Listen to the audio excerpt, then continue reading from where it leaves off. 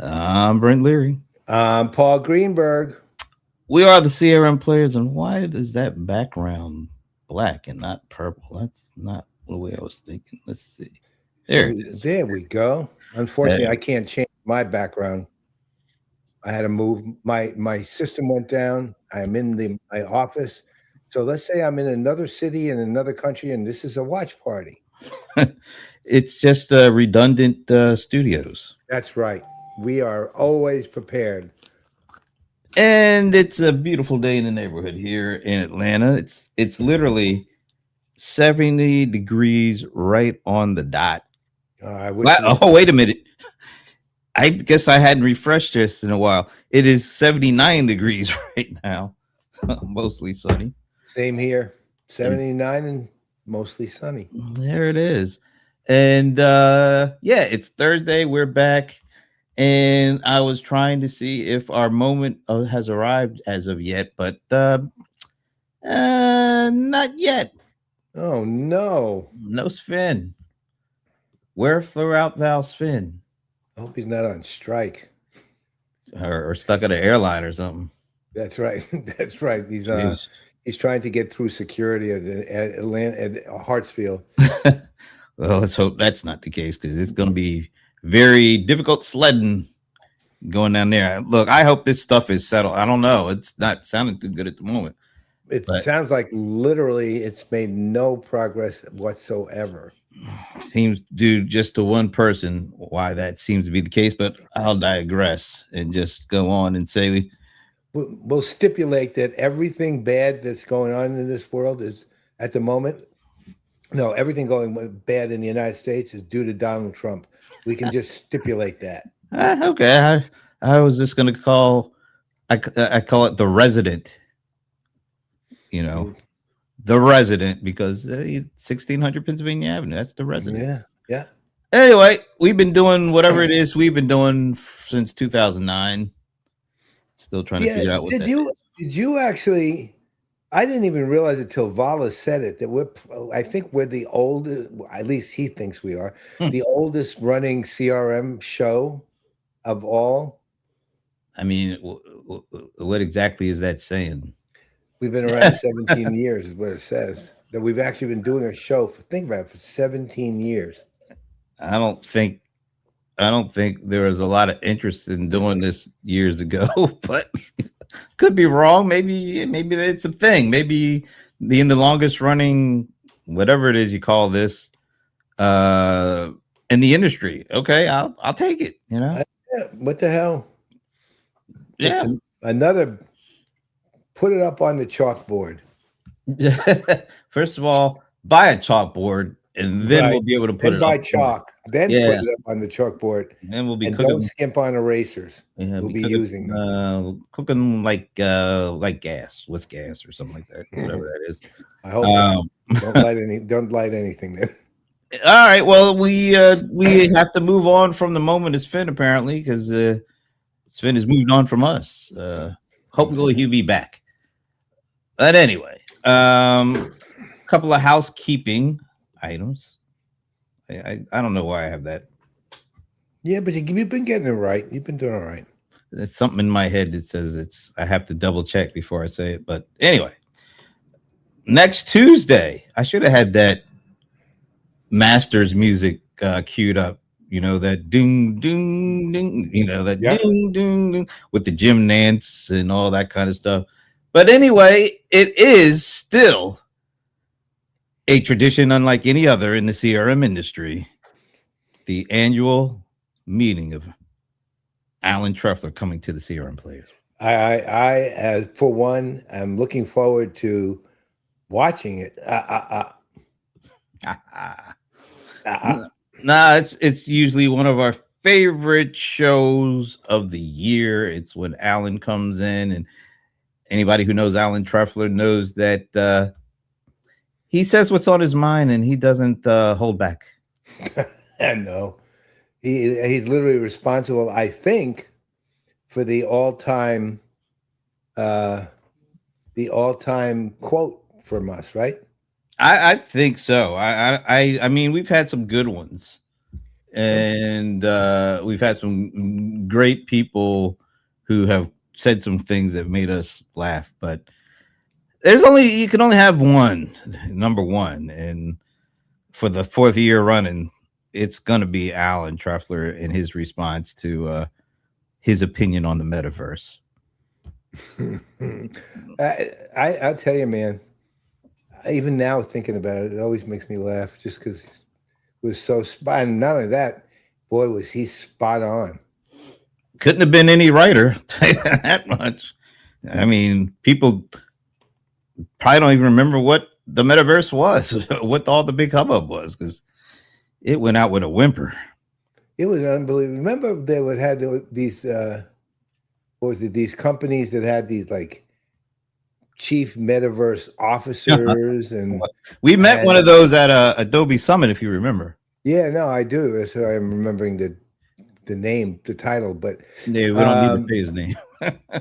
But it was, you always, even then, you kind of wondered, is that job going to really be there?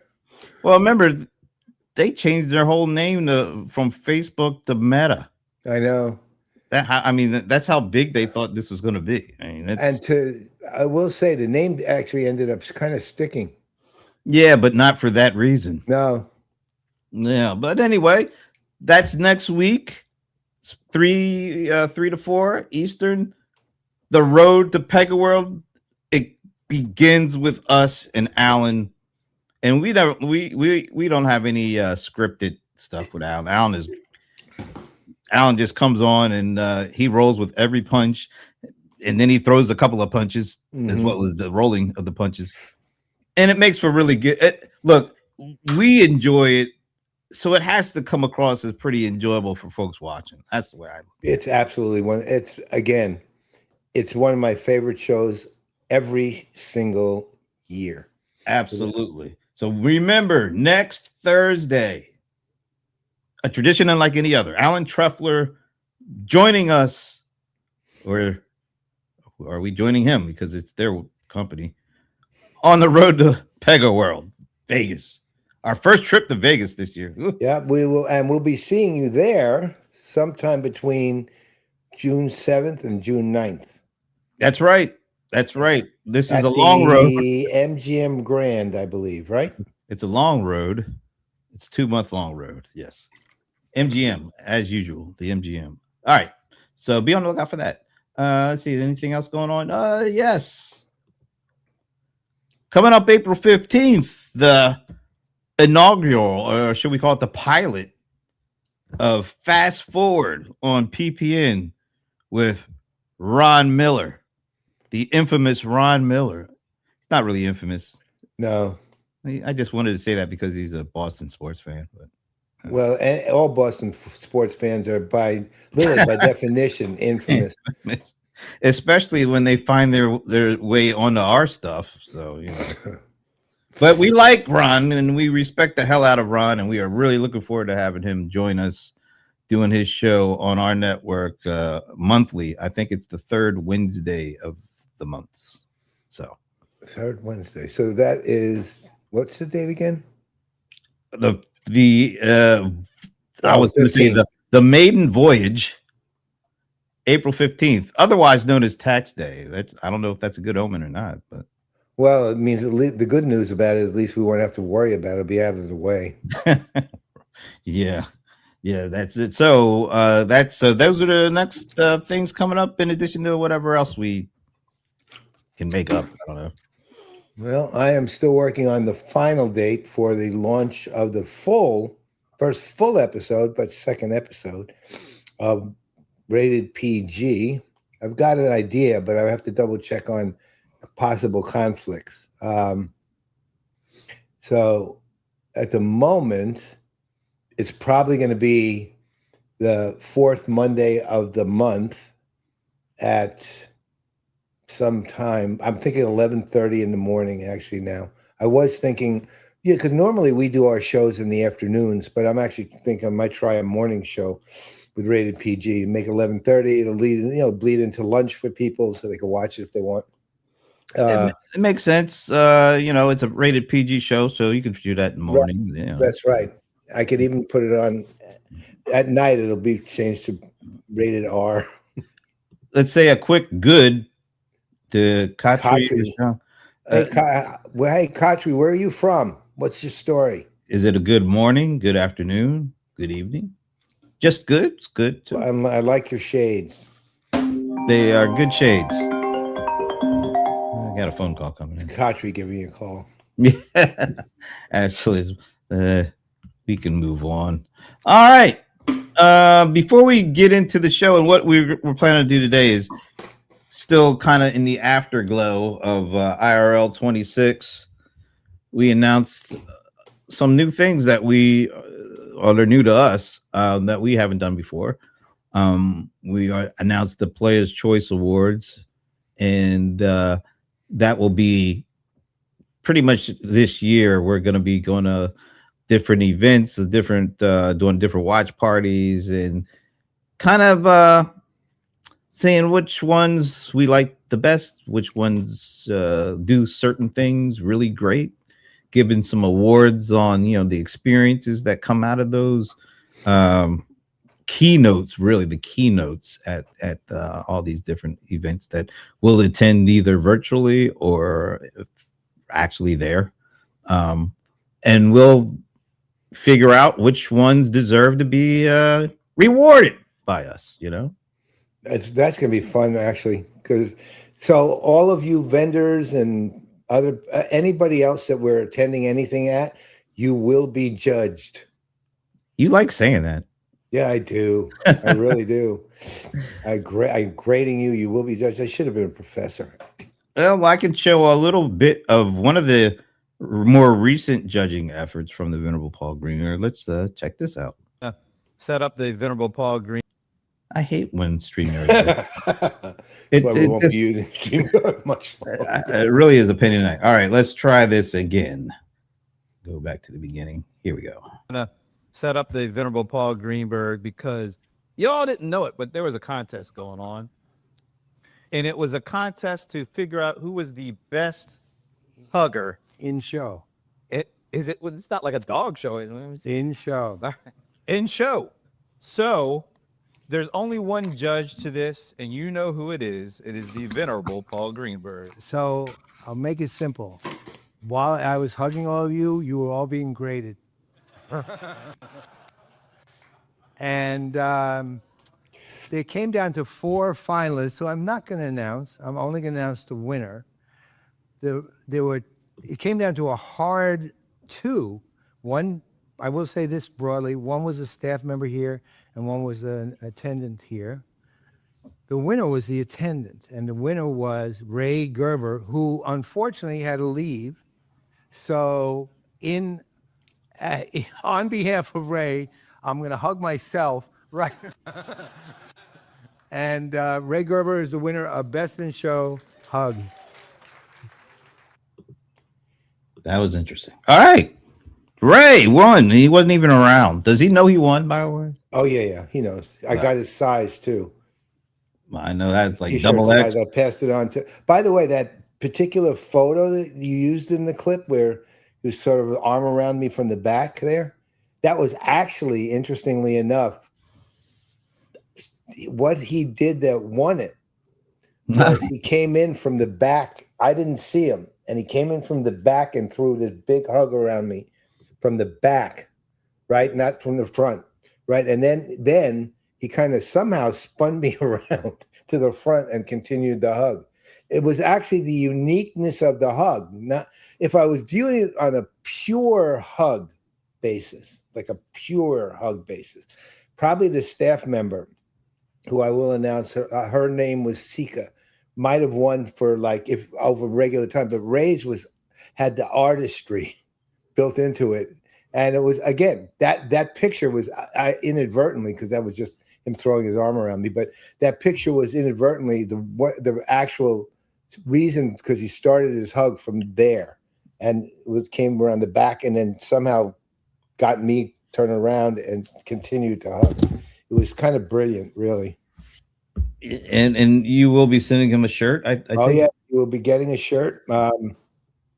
It's being prepared as we speak now that we have the size. What is it? Double X?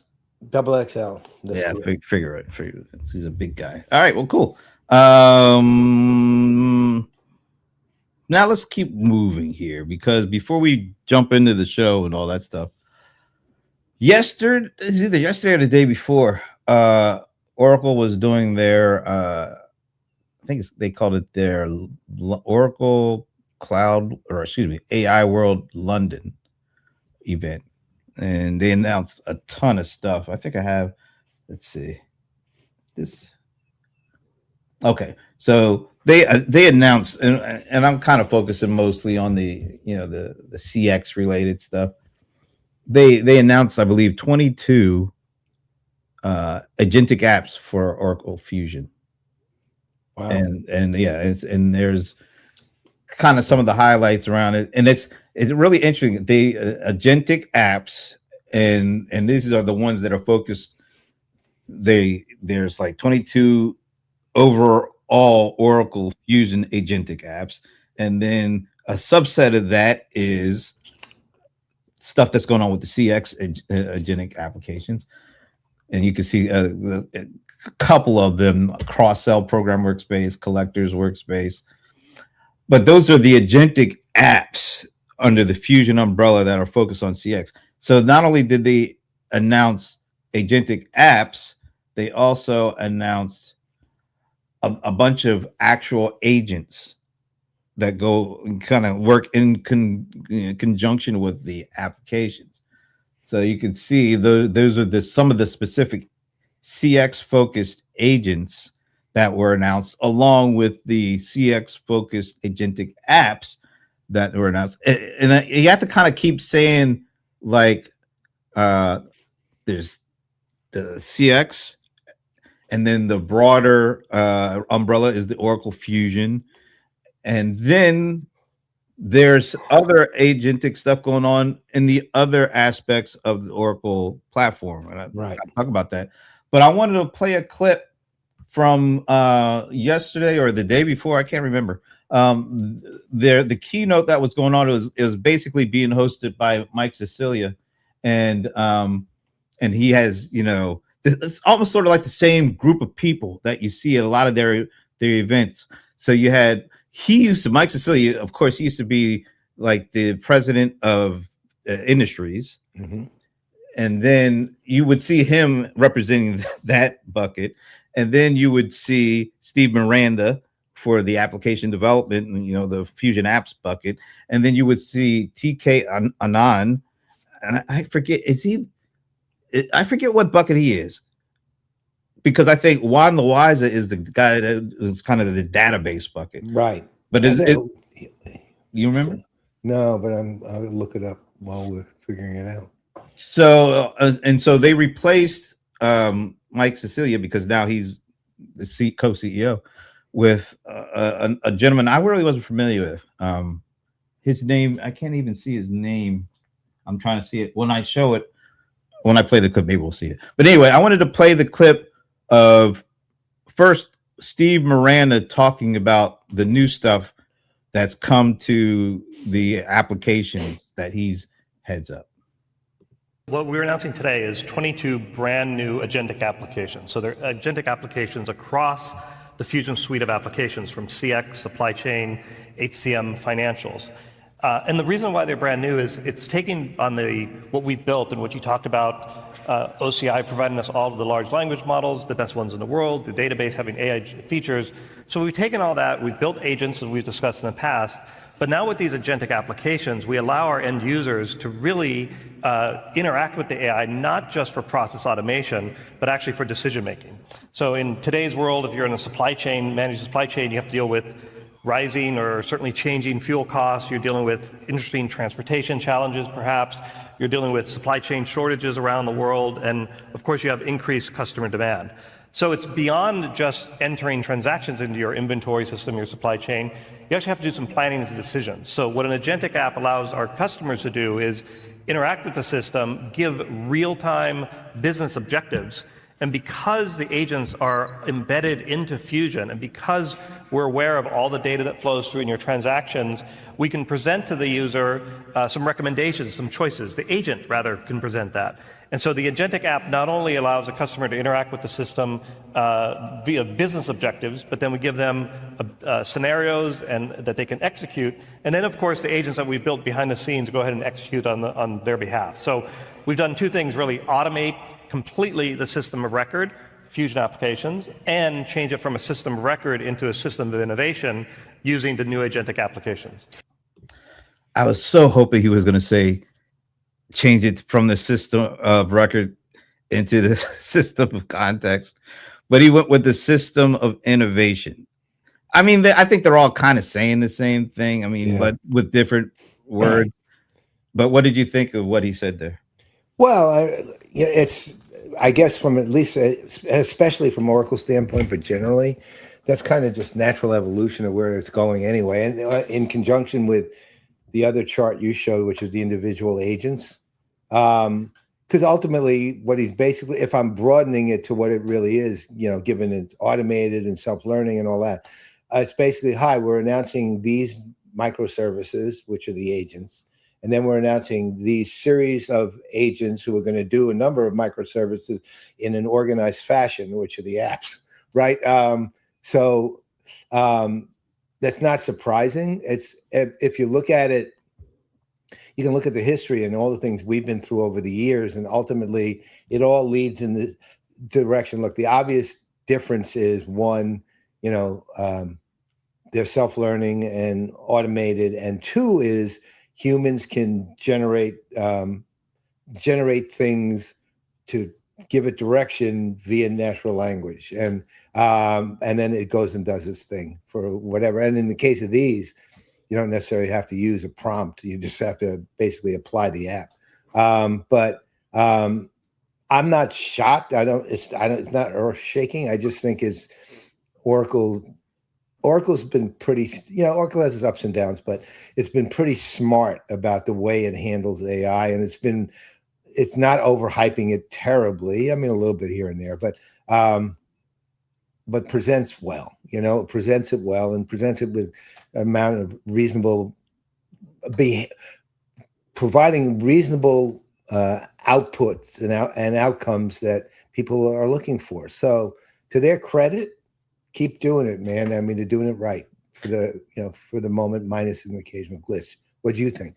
Yeah, the thing that caught my attention the most is when he talked about the agentic apps were being written with their LLMs and their infrastructure, being able to leverage all that they bring from not just the app standpoint, but from the privacy standpoint,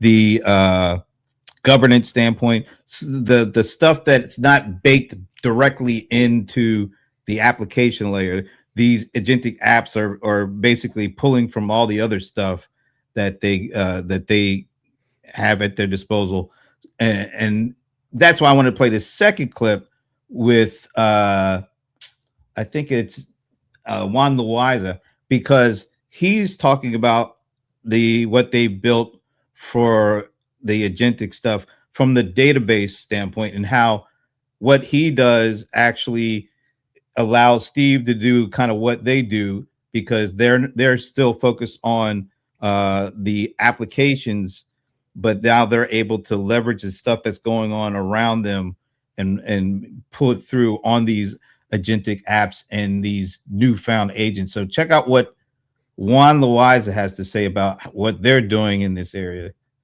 Steve is building agents around his applications that understand the applications and be very effective by knowing the applications. What we're doing in the database team is we're building agents for data-centric apps that know about the database, know how the data is structured, know how to combine data to produce results.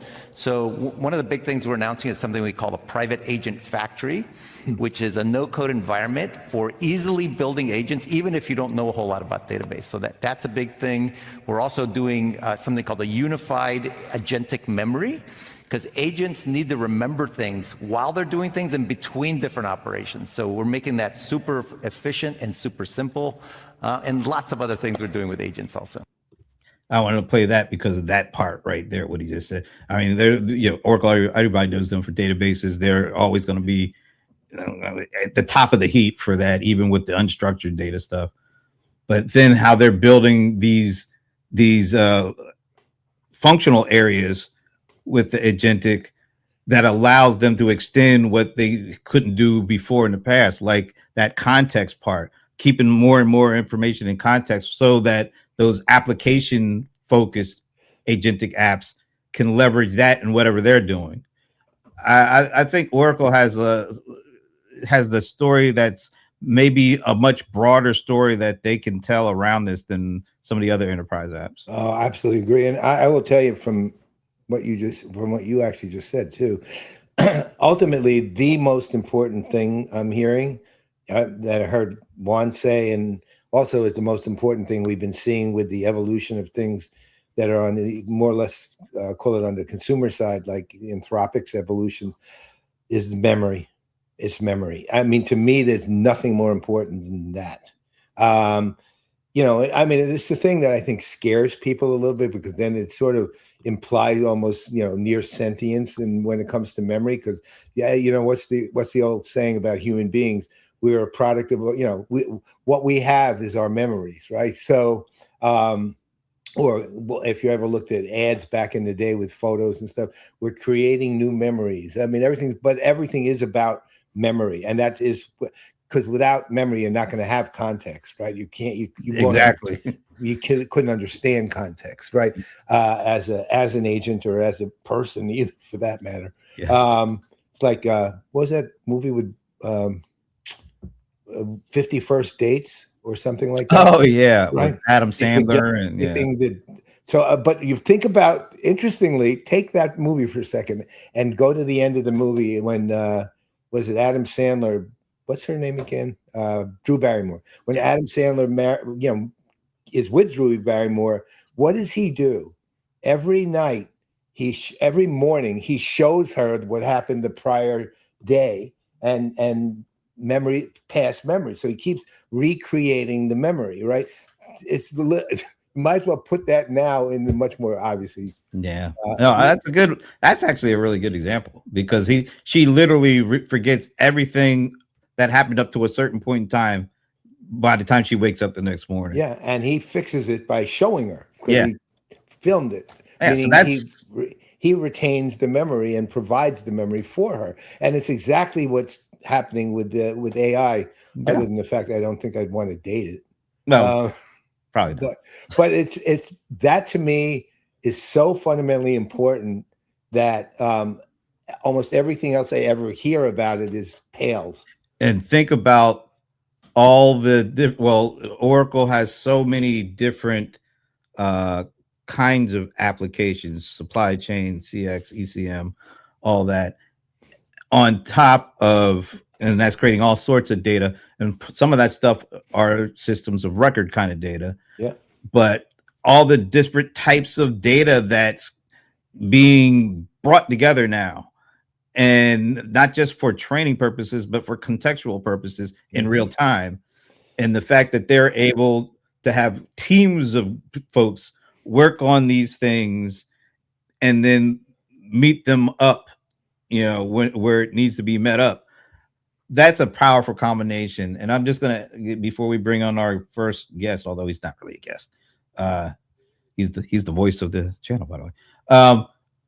So this is kind of the quote that I really liked. I'm not here to talk about AI. I'm here to show you AI. And then he breaks it down even further about how they're doing all the agents and the agentic applications, and allowing not just for process automation, but actually for decision making, which I thought was a really good tagline. So I ran it through Gemini.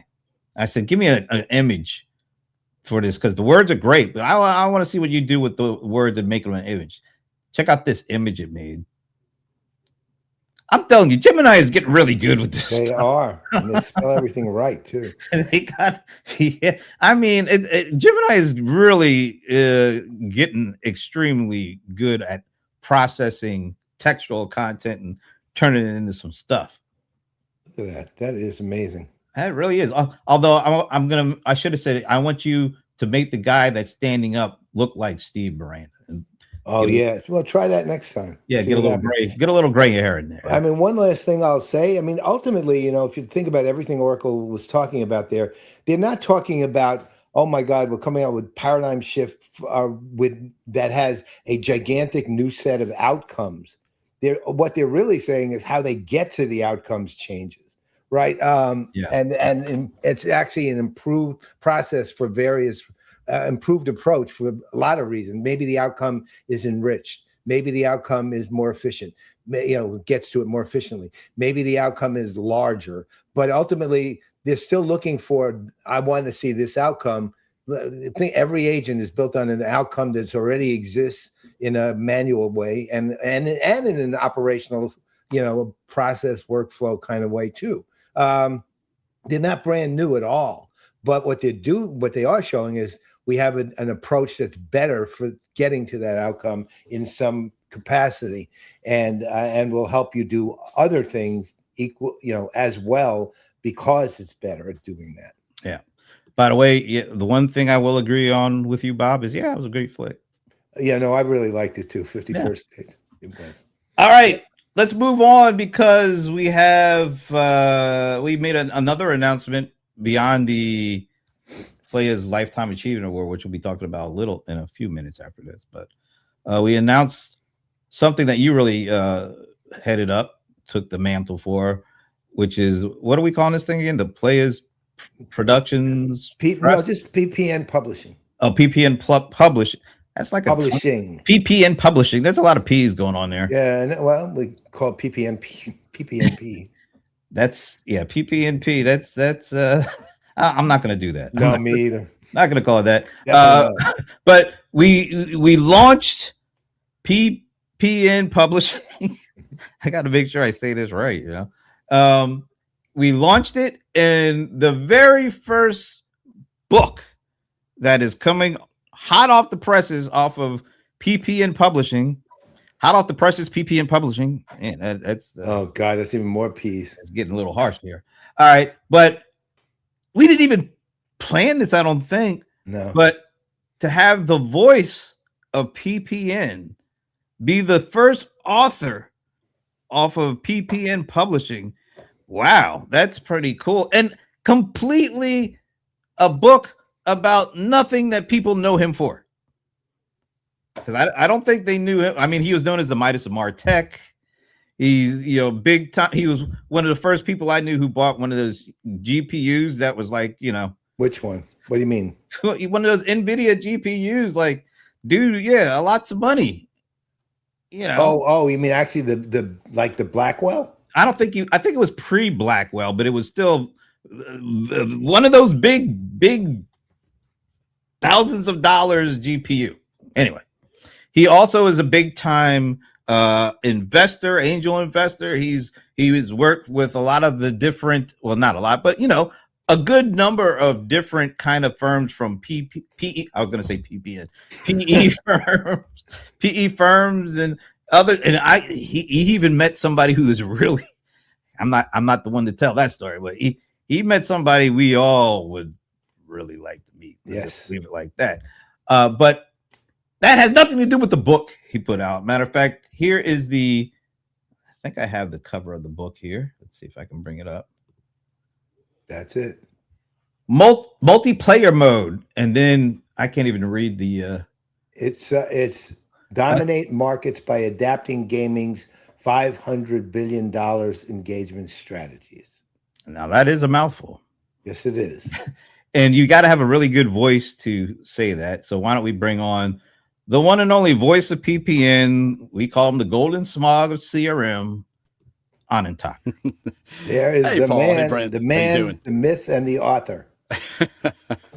All kinds of diverse interests, man. We'll have to just pick one for next time. Like I see you have buyers a of pie chart on GPUs. the back wall. Yeah, buyers of GPUs and investing and meeting folks. And anyway, So why don't we do this? I'm just very, very grateful that you guys, the timing happened to work. I remember meeting you guys a long time ago, and you wanted to, when PPN started, you wanted to distinguish yourselves from all the other, industry leaders that are out there in terms of how do you disseminate that information? How do you, create that content in a way that really resonates and, in some ways, in many ways, entertains and informs. So, so it seemed that, when we were talking about, when I was in the midst of writing this, I thought, I know you don't do white papers, but what if we did something like this? And then Paul and I had a conversation, Brent and I had a conversation, and it seemed to resonate, and it made sense. Hopefully this will start to add to the quality of publications that PPN.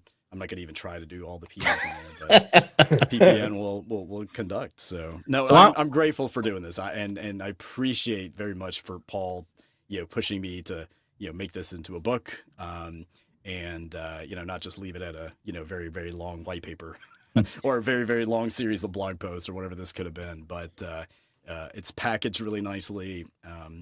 It looks great. And, it has a nice long subtitle. So, that's it's got some numbers. So let me ask you this. This is like a two-parter. Why did you write this kind of book? Yeah. And why did you trust PPN Publishing with it?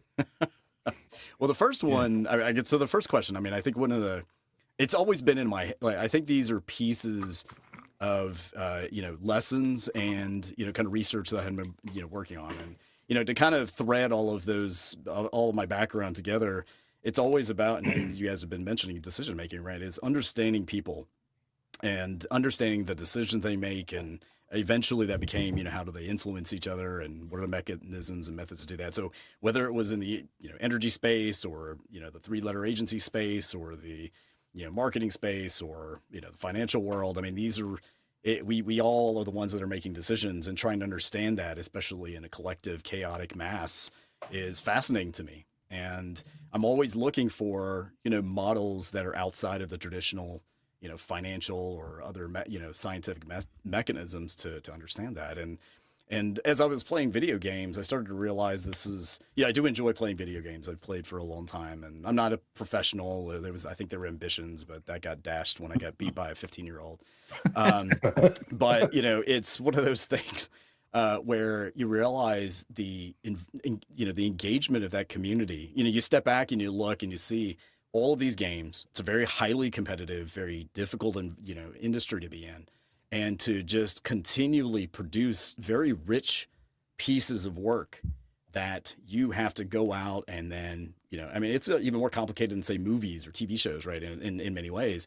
And then you have to retain these people and build this kind of community around it. So, and then when I was working in the whole go-to-market space, in a separate lane of my head, or compartmentalized piece of my head, I started realizing, wait, everything we kept thinking that was, ingenious or just over the horizon, these guys in the gaming have figured it out a long time ago. And then lo and behold, I talked to Paul about a lot of this, and because he's mentioned gaming a couple of times, and he's written chapters, and he's already kind of done some of this, and we had so much in common. So it made a lot of sense to really put this together in some sort of, piece of content as a means of saying, look, we are already doing a lot of these things. Those blueprints exist.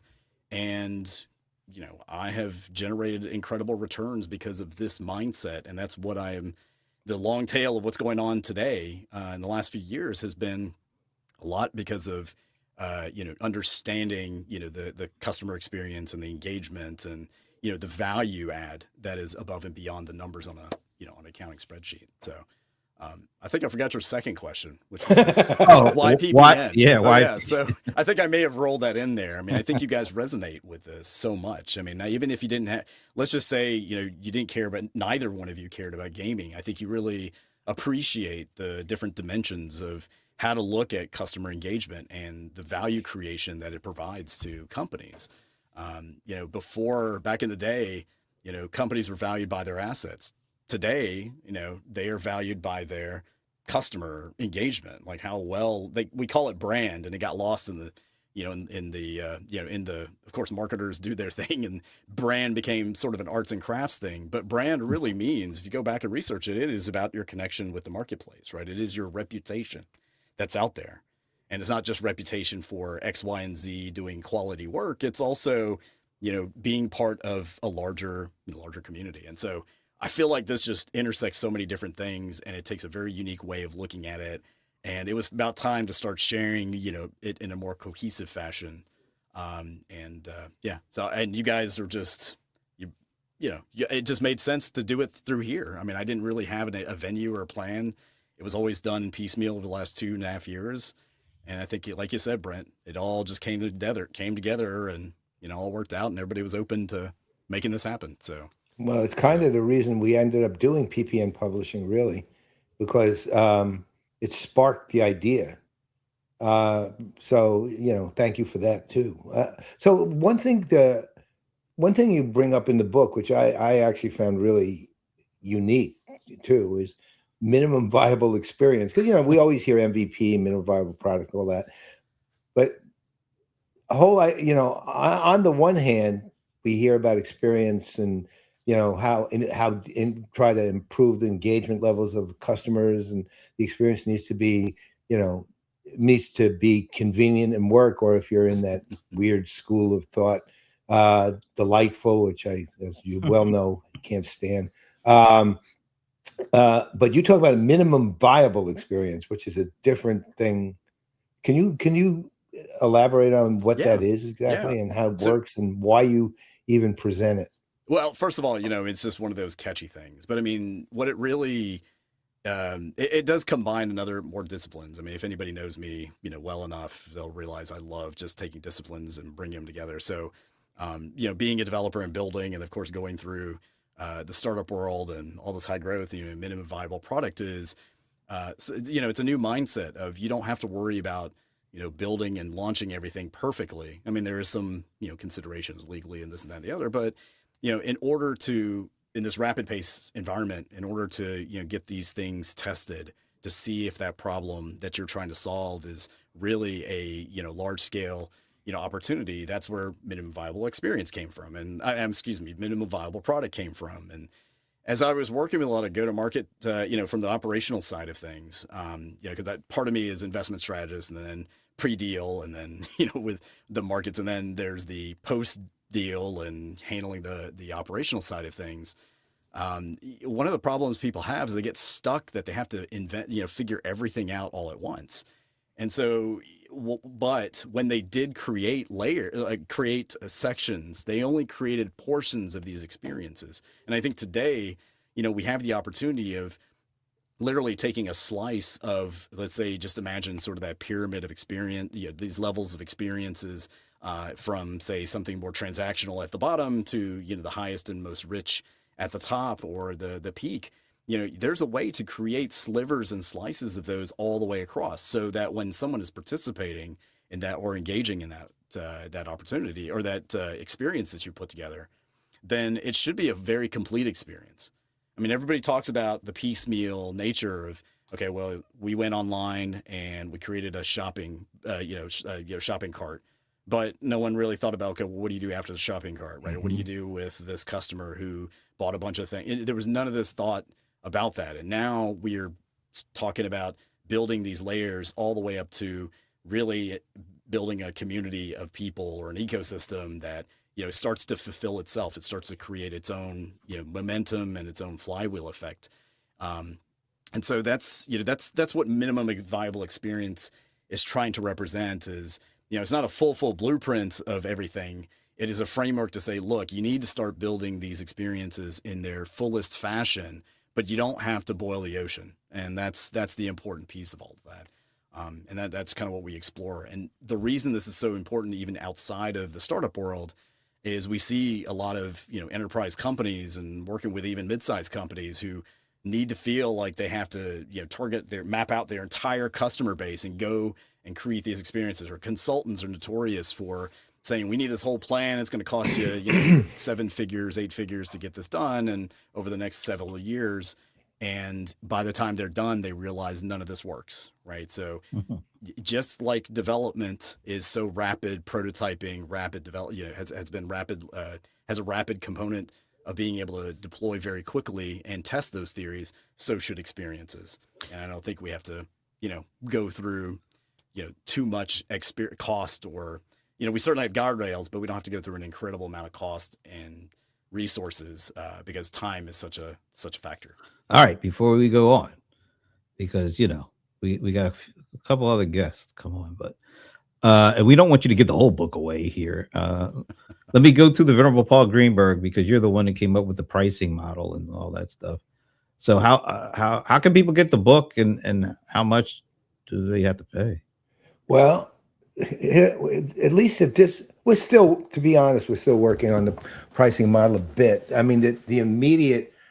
It's interesting. We're using a platform that actually is very good for both pricing and payment and distribution, called Gumroad, right? It was recommended by our intrepid graphics designer and partner, Chanel Wheeler, who literally functions like so much more than that. And who Anand introduced us to, actually. That's right. And she's become literally just part of the family, So she recommended. We actually had an interesting phenomenon over at IRL 2026. We gave away 3 different books. The one that was on Gumroad was Anand's book. And what happened, we set the price as, you have to set a price in the payment thing. So we set a price. I actually am forgetting what it was. I think $24.95, something like that. And it's digital only. By the way, that's the other thing with PPN Publishing, digital only for now. Once we enter in soft cover and hardcover, that's a different universe. And one we are not even close to ever addressing at the moment. So set it up, and when you set it up, you set the pricing up, and then you can say, well, this is a gift. And when you do that, it apparently on the screen adds a line to the QR code that you scan. There's a line when you enter it that says donations welcome, or you can give a donation.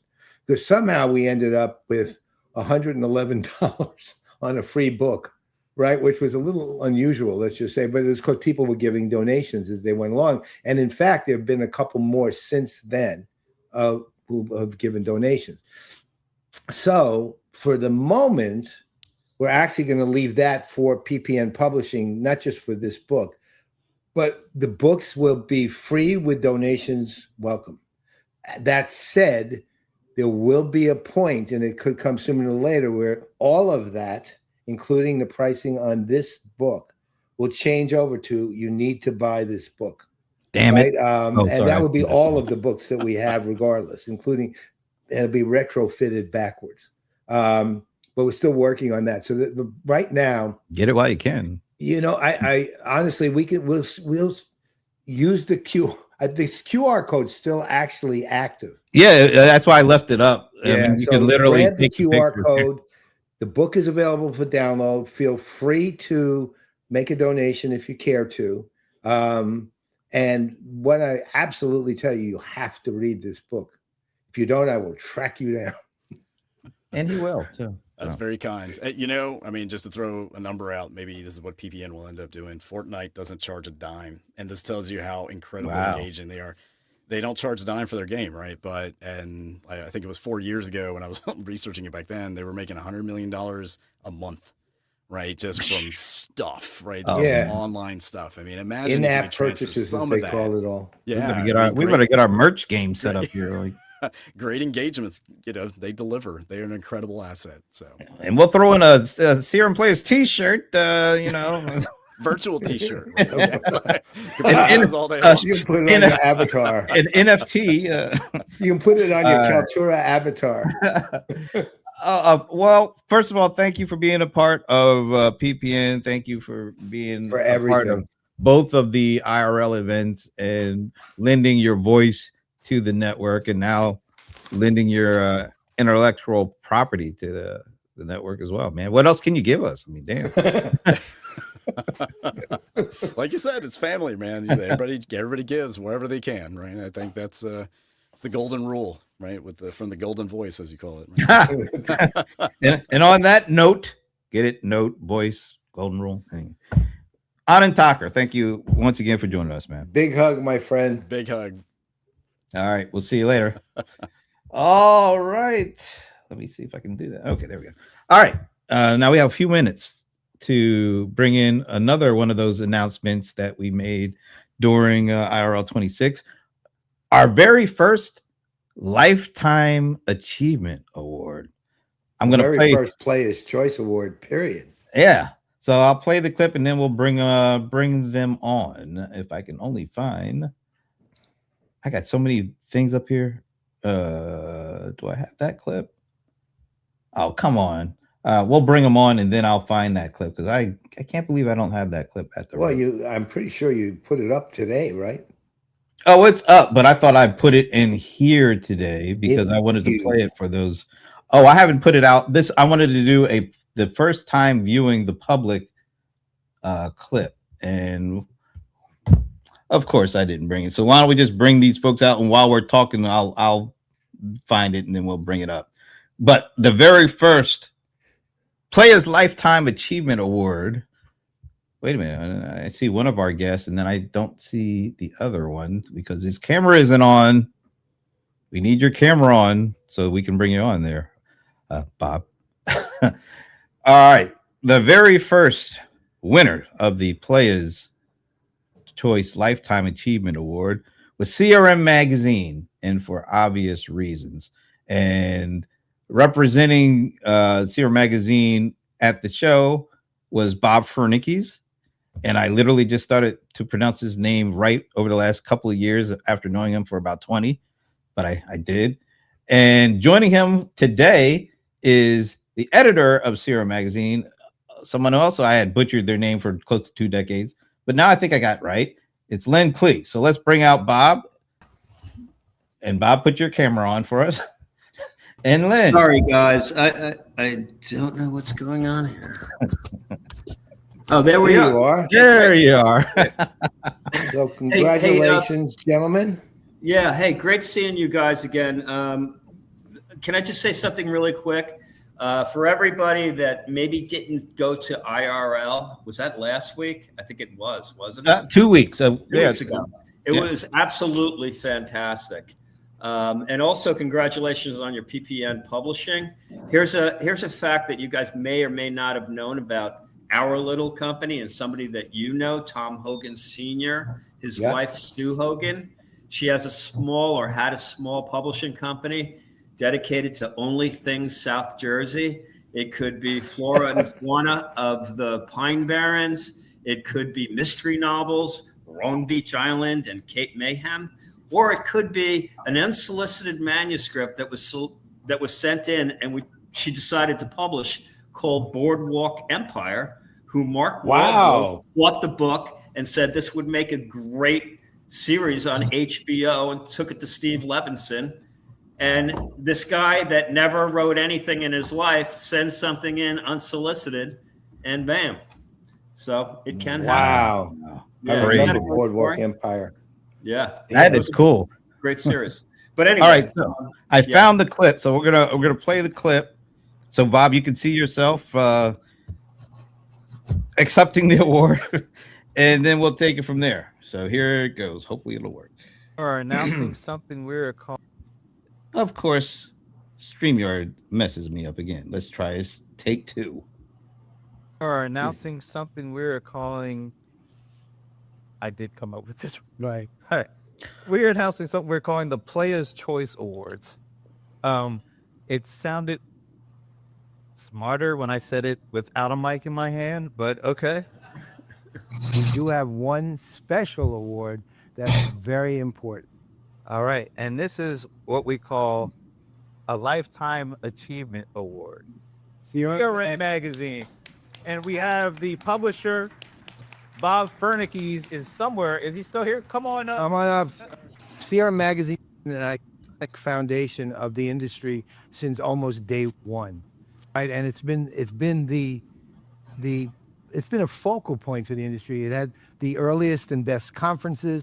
The magazine itself was where you got not just the news and not just the features, but the thinking that was the latest in the most current, but also the foundational kind of thinking and activity and the results and activity of case study. I mean, everything was in this magazine. It was where you gravitated, and they remain that kind of rock in the industry today. And they were the only actual publication that actually still has a physical presence in part, in the industry at all. So Bob, thank you so much, man. Brent and I think you're amazing. You know what? I knew I wasn't going to win the hugging award because I'm so. No, you're not bad though. All right. Absolutely worthwhile. Let's get yes. All right. No, you say right. You're in the middle, man. Yeah. It's your award. Oh no, this is That was so great, overdue, man. guys. Thanks, guys. Thank you. Great. All right. That was fantastic, guys. That was really fun. I think we surprised you there, Bob. Just a little. Absolutely. But we kept that really deeply under wraps.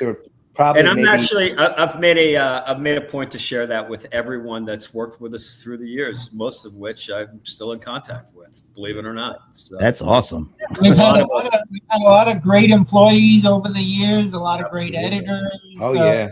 Editors, and it's a writers. lifetime achievement, which means, hey, it's everyone. It's everyone. So currently Len, though. You know what? Why don't you go a little bit into the history part, like the foundation of it, because that would be really interesting to people who don't really know that part of it. Right. Well, we're 29 years old this year, and we'll be 30 years old next year. So we're probably one of the few media properties that's still around. Certainly the only magazine, or I'm not sure what's publishing out right now, but we still do publish a magazine.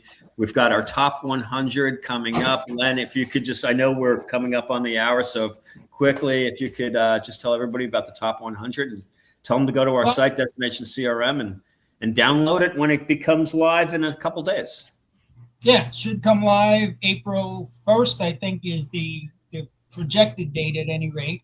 This is where we identify the top 100 vendors across the entire industry. So it's marketing, it's sales, it's customer service, and it's basically a full gamut of the companies that have really shaped the industry over the years. There's some new players. There's the old standbys, the Salesforces, the Oracles. Those are, of course, in there, but there's also plenty of new players. We got 100 of them, so there's plenty of room for everyone in there.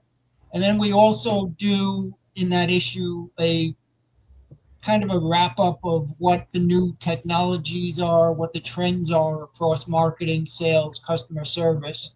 So we got 3 separate articles where we highlight each of those areas of business. In a nutshell, to put it in a sentence, the biggest trend in technology, AI. Surely you're joking. What? Not much surprise there. Yeah. Very cool. In all its forms, generative, or agentic, obviously, is the big one this year. Going from generative last year and basic AI the year before. But wonder what next year's is all about. Which different one a year. Form of AI is going to dominate in a year from now, right? Well, let me ask you guys this.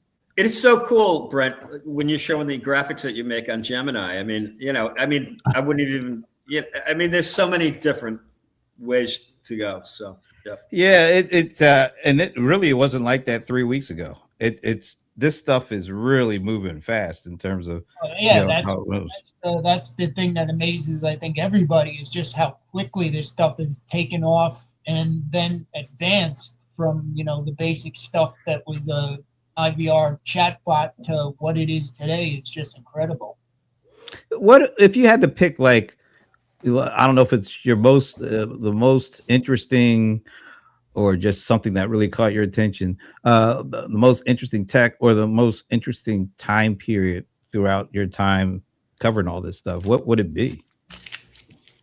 I would say for me, it was broadband. because that just sort of unleashed the digital stuff. And I think, Paul, I don't know, that's kind of like when you really, emerged too. I think, I don't know.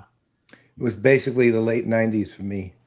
Yeah. That's when I Yeah, I emerged. would say But things social. really exploded when it was cloud and broadband and, the communication aspect of it. Yeah, probably social media too. Once social media got involved, that kind of expanded it beyond the basic stuff into much more of a global economy, much more of a, because you're not appealing to just a generic audience anymore. Anybody with Facebook can go on and see a company's Facebook page. It's not just appealing to a local audience anymore.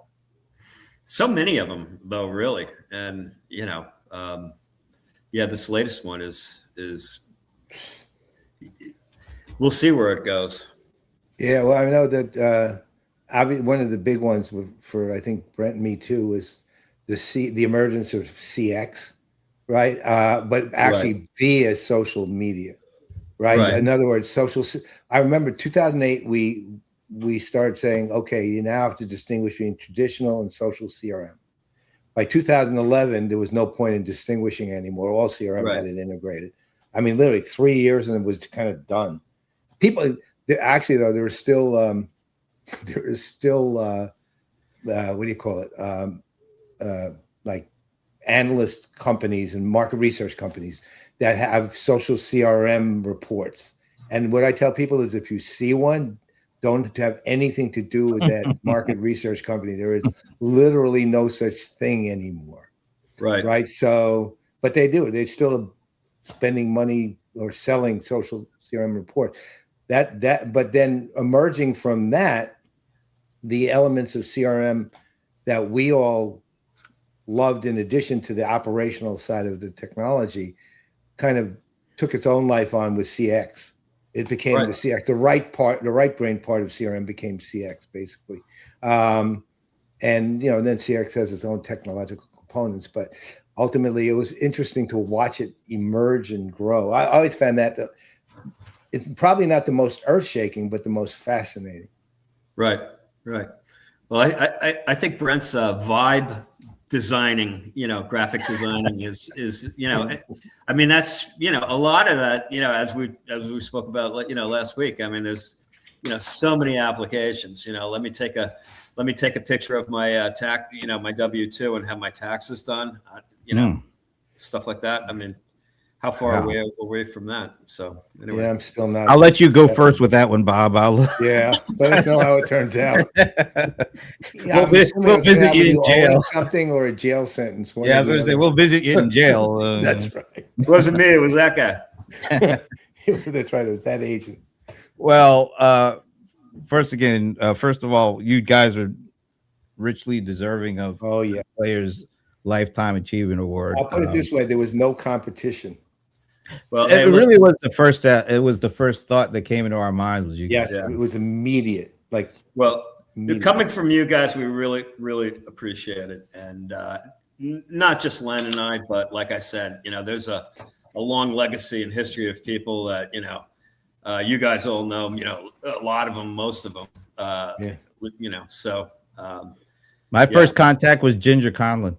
Yeah. So that was the first person to reach out to me. Me too. Yeah. She was the original. Yeah. Oh yeah. There was a few editors before that, but people. Yeah, absolutely. Well, hey, listen, thanks so much again, and I know absolutely we're at the top of the hour, so definitely. Thank you guys, and we'll be looking forward to I think it'll be our 4th year working on the CRM Magazine Market Leader Awards coming up later this year, right? In September. Yes. We're ready to roll when you are. Great. All right, guys. Big hug. Congrats again. All right, guys. Okay. All right. So we're just going to end here. So on behalf of Bob and Len, I'm Brent Leary. I'm Paul Greenberg. We are the CRM Playaz, and we got to say hello to Minnie. Hello, Minnie. Before we say goodbye to you. All right. See ya.